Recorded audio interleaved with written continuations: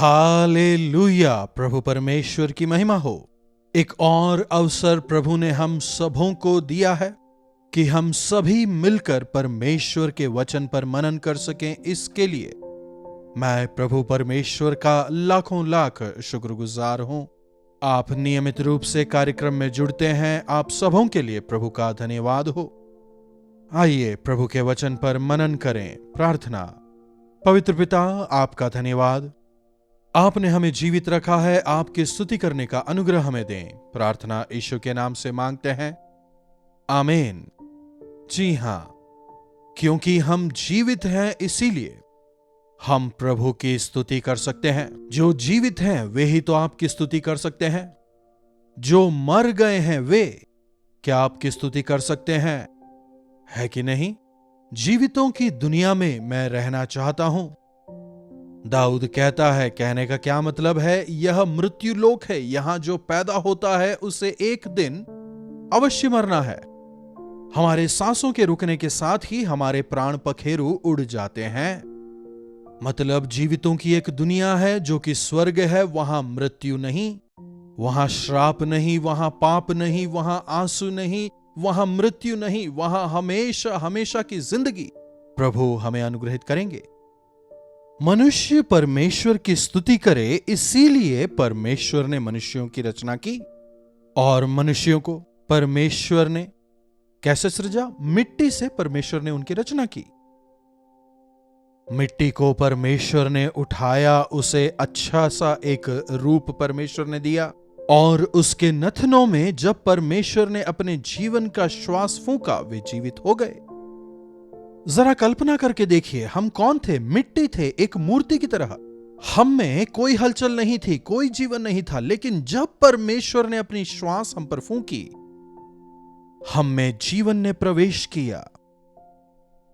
आज तक मनुष्य अगर जीवित है तो वह केवल उस परमेश्वर के श्वास की बदौलत है। मनुष्य केवल तभी तक जीवित कहलाएगा जब तक कि उसकी नाक में जीवन का वह श्वास है। जैसे ही एक मनुष्य की सांस रुक जाती है, उसके प्राण पखेरु उड़ जाते हैं। और चूंकि हम जीवित हैं, इसीलिए हमें परमेश्वर की स्तुति करनी है। मिट्टी के पात्रों में परमेश्वर ने अपनी महिमा को रखा है। हमारा शरीर मिट्टी ही है। हमारे शरीर में विभिन्न मिनरल्स पाए जाते हैं। इस विषय पर आजकल कई सारे रिसर्च हो रहे हैं। हमारे शरीर में ऑक्सीजन है, हाइड्रोजन है, फास्फोरस है, कार्बन है, नाइट्रोजन है। ऐसे विभिन्न धातु हमारे शरीर में हैं। और ये तमाम खनिज पदार्थ जो हैं, इन्हें हम मिट्टी में भी पाते हैं। समझ रहे हैं? इस मिट्टी के पात्र पर परमेश्वर की श्वास पड़ते ही इसे मूल्य मिल गया, इसे एक वैल्यू मिल गई। इस श्वास के निकलते ही जब देह मर जाती है, वो इंसान कितना ही बड़ा क्यों ना हो, उसका नाम कितना ही बड़ा क्यों ना हो, बड़ा सेलिब्रिटी हो, धनी हो, मृत देह को कोई नहीं रखता, क्योंकि अब उस शरीर का कोई भी मोल नहीं है। थोड़ी देर में उसमें से बदबू उठने लगेगी। जब तक हम में सांस है, केवल तभी तक हम अच्छे काम कर सकते हैं। हम हमारे कामों में कुशल हो सकते हैं, बेहतर हो सकते हैं, प्रभु परमेश्वर के द्वारा उपयोग में लाए जा सकते हैं। समझ रहे हैं ना? प्रभु ने जो श्वास हमें दिया है, प्रभु ने जो जीवन हमें दिया है, उसके लिए हमें प्रभु का धन्यवादी होना चाहिए।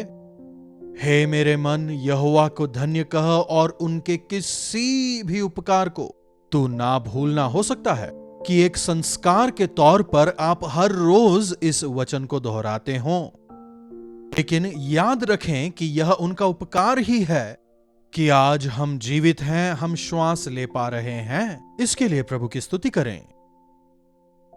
सुबह उठने के साथ ही प्रभु आपका धन्यवाद, एक नया दिन आपने दिखाया, कहकर क्या हम प्रभु की स्तुति करते हैं? प्रभु की स्तुति करना भला है। यहोवा का धन्यवाद करना भला है। उनके नाम के लिए भजन गाना। परमेश्वर ने हमारी रचना ही इसीलिए की कि हम उनकी स्तुति आराधना करें और उनके साथ संगति में रहें। उन दिनों में परमेश्वर ने स्वर्ग में लूसीफर नाम से एक स्वर्गदूत की रचना की थी कि वो निरंतर प्रभु के सामने रहते हुए उनकी स्तुति आराधना करे, उनकी उपासना करे।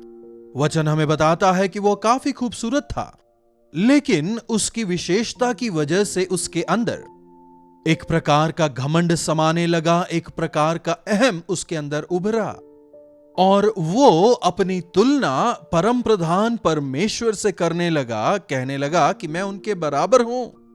जैसे ही उसके अंदर ऐसी एक भावना आई, वो अपने आप को ऊपर उठाने लगा, अपनी तुलना वो प्रभु से करने लगा। और इसी की वजह से परमेश्वर ने इस लूसीफर को और उसके साथ कुछ एक दूतों को अपने सानिध्य से दूर कर दिया, उसे नीचे फेंक दिया गया, क्योंकि उसके अंदर घमंड आया। घमंड जो है वो एक अपवित्र चीज है, वो पाप है, और स्वर्ग चूंकि वो एक पवित्र स्थान है, वहां पर पाप नहीं है, घमंड या अहम के लिए स्थान नहीं है, इसीलिए उसे वहां से फेंका गया।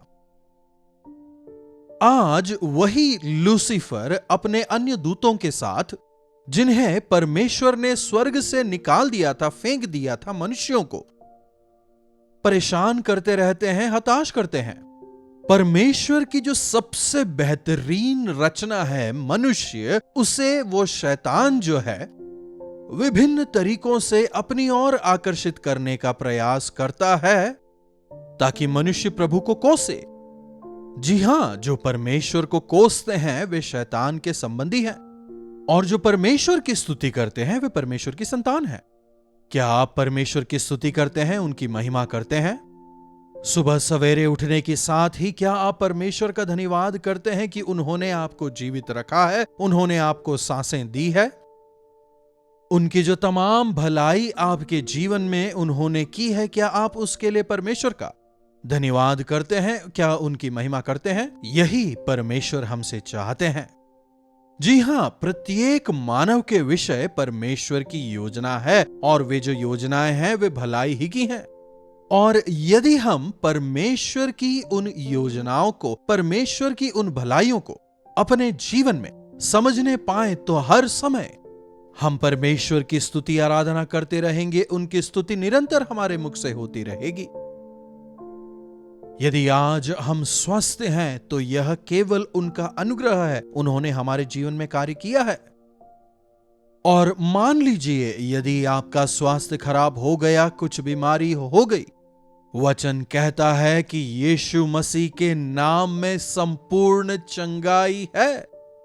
हमारी बीमारी से चंगाई का प्रबंध भी उन्होंने किया है, ताकि हम हमारे जीवनों से उनकी महिमा कर सकें। हमेशा प्रभु की स्तुति करें, आप आनंदित रहेंगे। जो लोग खुश रहते हैं, स्वस्थ रहते हैं, संतोषित रहने वाले कम बीमार पड़ते हैं।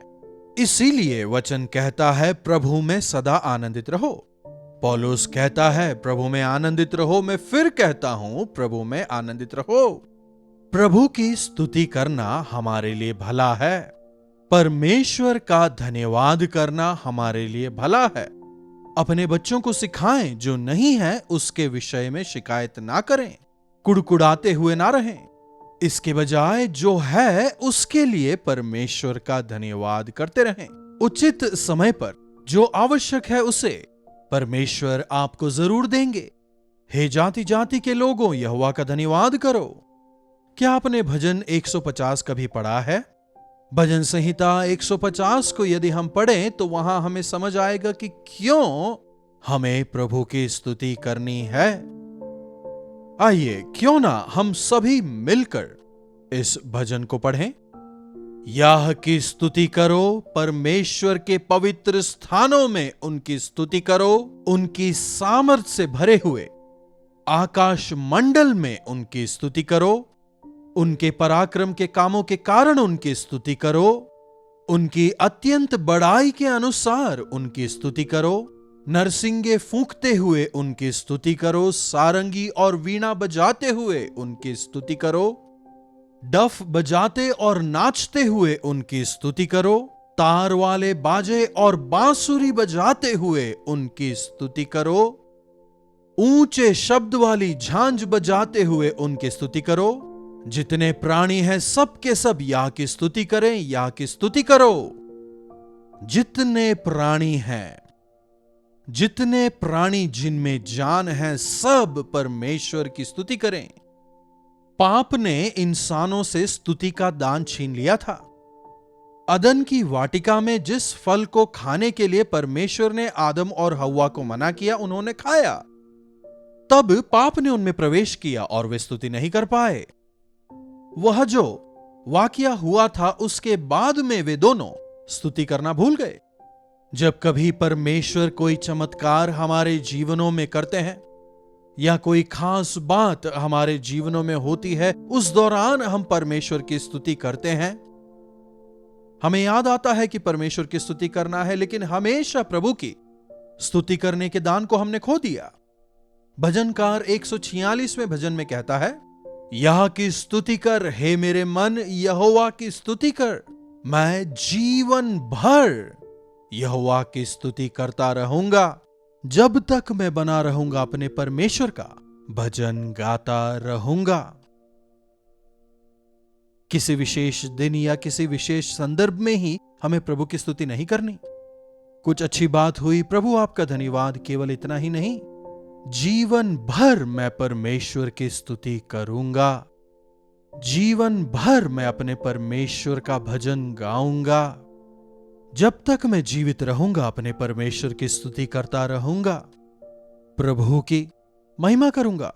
सूर्योदय से लेकर सूर्यास्त तक मैं उनकी स्तुति महिमा गाता रहूंगा।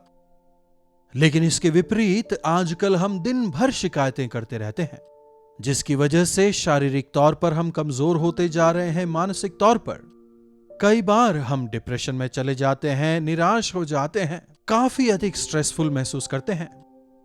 कुड़कुड़ाने की वजह से, हमेशा शिकायत करने की वजह से हम डिप्रेशन के शिकार हो जाते हैं। जो लोग संतुष्ट रहते हैं, खुश रहते हैं, बीमारी उनके पास नहीं आती, और अगर आ भी जाती है तो वे जल्दी ठीक हो जाते हैं। प्रभु में आनंदित रहें, सांसारिकता में, शराब में या दूसरे अन्य नशे में आनंद ना खोजें। ऐसा करने वाले और अधिक परेशान होंगे। हमेशा परमेश्वर की स्तुति करते रहें, दिन प्रतिदिन उनकी आराधना करें, हर छोटी चीज के लिए उनका धन्यवाद करें। दरअसल अगर आज हम जीवित हैं, यह सबसे बड़ा उनका दान है। परिवार के साथ मिलकर परमेश्वर की आराधना करें। क्या घर में पारिवारिक प्रार्थना है? सुबह सवेरे सब लोग मिलकर इस कार्यक्रम को देखें, परमेश्वर की महिमा करें, या फिर जो भी समय आपको मिलता है, पूरा परिवार मिलकर इस कार्यक्रम को देखें, वचन को सुने, प्रार्थना करें, प्रभु की आराधना करें। कितनी तसल्ली, कितनी सामर्थ, कितनी आशीषों को आप अपने जीवन में पाएंगे। याद रखिएगा, जब हम दिल की गहराई से परमेश्वर की स्तुति करते हैं, यह शैतान को काफी अधिक इरिटेट करता है। वह परेशान हो जाता है। जहां प्रभु की स्तुति निवास करती है, वहां शैतान नहीं आ सकता। प्रभु की स्तुति के स्थान से शैतान भाग खड़ा होता है। उन दिनों में शाऊल जब दुष्टात्मा से ग्रसित था, दाऊद जाकर अपने सितार को लेकर जब वो गीत गाकर प्रभु की स्तुति करने लगता है, दुष्टात्मा शाऊल को छोड़ भाग जाती है। जब हम प्रभु की अच्छाई के लिए, उनकी भलाई के लिए, उनके प्रेम के लिए, उनके दान के लिए जब हम उनकी स्तुति करते हैं, जब हम उनकी आराधना करते हैं, जब हम उनकी उपासना करते हैं, शैतान जो है उस स्थान पर बिल्कुल भी नहीं रह पाता। प्रभु की स्तुति करना सौभाग्य की बात है। आरंभ में उनकी स्तुति करने के लिए ही उन्होंने हमें जीवन की श्वास दी। लेकिन मनुष्य ने क्या किया? शैतान के षड्यंत्र में, उसके हाथों में वो पड़ जाता है। पाप की वजह से परमेश्वर से दूर हो जाता है। लेकिन उस मानव को दोबारा अपने पास लाने के लिए प्रभु यीशु मसीह इस संसार में आते हैं, अपनी जान देते हैं। और जब शिष्य उस ऊपरी कोठरी पर बैठकर इंतजार कर रहे थे, प्रार्थना कर रहे थे, उस दौरान प्रभु यीशु उन पर फूंकते हैं और पवित्र आत्मा लो कहते हैं, उन पर फूंकते हैं। जी हां, आज पवित्र आत्मा, परमेश्वर का आत्मा हमें दोबारा दिया गया है। वे हमें सामर्थ्य बनाते हैं। वे हमें परमेश्वर की स्तुति आराधना करने के लिए प्रेरित करते हैं। पवित्र आत्मा की सामर्थ्य के द्वारा हम शैतान का सामना कर सकते हैं, निरंतर प्रभु में आनंदित रह सकते हैं। अपने भवन में कुड़कुड़ाहट को या शिकायत को कभी भी स्थान ना दें। हर विषय में हर एक दिन प्रभु की स्तुति आराधना में बिताएं। प्रभु के सानिध्य का अनुभव करें। प्रार्थना। महापवित्र पिता, आपका धन्यवाद। प्रभु, कई बार हमारी परिस्थितियों को देखकर हम डगमगा जाते हैं, डर जाते हैं और कुड़कुड़ाने लगते हैं, शिकायतें करते हैं। नहीं समझ पाते कि कुड़कुड़ाना पाप है, शैतान को स्थान देने जैसा है, जिसकी वजह से कई बार शैतान के चंगुल में फंसकर जीवन में हम विफल होते जाते हैं। प्रभु, हमारी तमाम समस्याओं का, परेशानियों का समाधान आपके पास है। प्रभु, आप हमसे प्रेम करते हैं, आपने मोल देके हमें छुड़ाया है। इस बात को समझकर निरंतर आप पर विश्वास करते हुए दृढ़ता से आपकी स्तुति आराधना करते हुए विश्वास में निरंतर बढ़ते रहने का, आप में निरंतर आनंदित होने का अनुग्रह हमें से प्रत्येक को दें। प्रभु, जीवन के अंत तक आपकी स्तुति आराधना करते हुए और शैतान पर जयवंत होते हुए जीने का अनुग्रह हमें दें। प्रभु, आज जो कोई जहां जहां से इस वचन को सुन रहा है, यदि वे किसी भी प्रकार की परेशानी में हो, प्रभु होने दें कि अपने जीवन में आपकी स्तुति आराधना को वे स्थान दें और अपने जीवन में आपके छुटकारे का अनुभव वे करने पाएं। प्रार्थना यीशु के नाम से मांगते हैं, आमीन। अब पिता परमेश्वर का प्रेम, प्रभु यीशु मसीह का अनुग्रह, पवित्र आत्मा की संगति और सहभागिता हमें से प्रत्येक के साथ आज, कल और सर्वदा बनी रहे, आमीन। प्रभु की महिमा हो। अपने प्रार्थना विषयों को आप हमें 9884907779 पर भेजें। हम अवश्य आपके साथ मिलकर आपके लिए प्रार्थना करना चाहेंगे। प्रभु आप सबों को आशीष दें।